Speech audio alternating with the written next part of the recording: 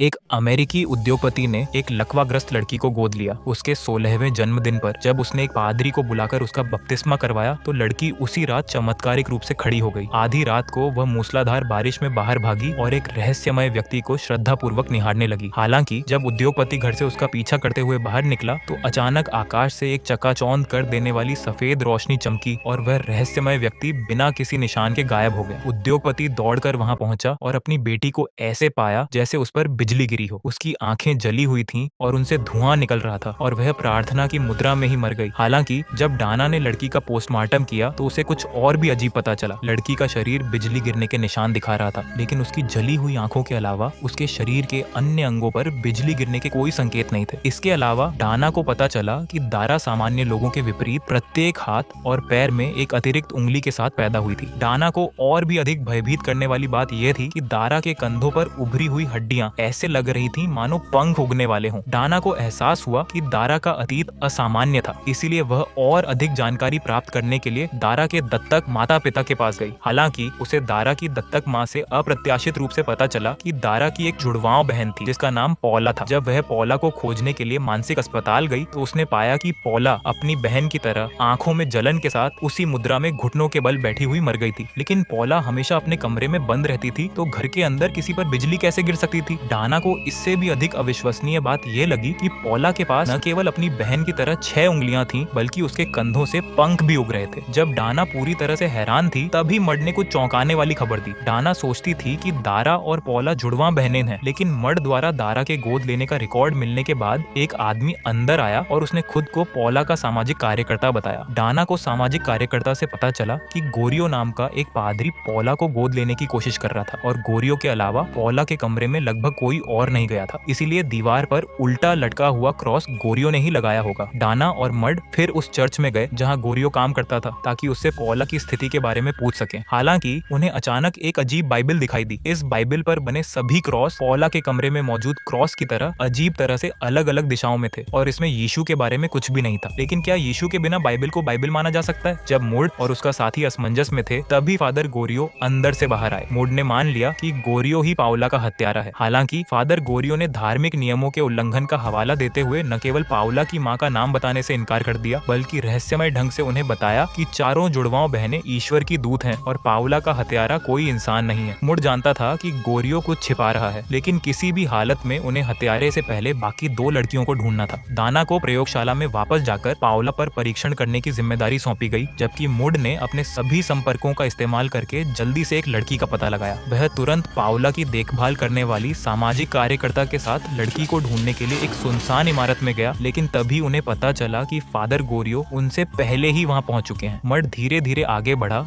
और देखा कि तीसरी लड़की भी पहली 2 लड़कियों की तरह प्रार्थना की मुद्रा में थी। उसकी आंखें जल रही थीं और वह मृत प्रतीत हो रही थी। मर्ड जानता था कि उनकी मृत्यु गोरियो से संबंधित है, इसीलिए उसने तुरंत उसे गिरफ्तार कर पूछताछ की। गोरियो ने अपना क्रूस मेज पर रख दिया। इससे पता चलता है कि फादर गोरियो एक धर्मनिष्ठ विश्वासी थे, न कि किसी पंथ के सदस्य, जैसा कि मर्ड मानता था। गोरियो ने फिर स्पष्ट रूप से बताया कि वे लड़कियां वास्तव में पृथ्वी पर गिरी हुई देवदूत थीं और शैतान उनकी आत्माओं को चुराने की कोशिश कर रहा था। फिलहाल 3 लड़कियों की आत्माएं चुराई जा चुकी थीं। अगर शैतान आखिरी लड़की को पहले ढूंढ लेता तो उसे पूर्ण विजय प्राप्त हो जाती। इसी क्षण एक पुलिस अधिकारी अंदर आया और मर्ड को बताया कि उन्हें चौथी लड़की का पता चल गया है। दाना एक धर्मनिष्ठ विश्वासी होने के नाते फादर गोरियो की बातों पर गहराई से विश्वास करती थी, लेकिन मर्ड देवदूतों के अस्तित्व में बिल्कुल भी विश्वास नहीं करता था। डाना गोरियो से पूछताछ जारी रखने के लिए पुलिस स्टेशन में ही रुक गई, जबकि मुड उस परिवार के पास गया जिसने आखिरी लड़की को गोद लिया था, लेकिन उसे पता चला कि लड़की गायब हो चुकी है। मुडे ने लड़की के दत्तक पिता से पूछताछ की और पता चला कि गोरियो ने ही उस व्यक्ति को लड़की को गोद लेने का सुझाव दिया था और गोरियो ने लड़की को पहले ही किसी दूसरी जगह भेज दिया था। उसी समय पाउला की देखभाल करने वाली सामाजिक कार्यकर्ता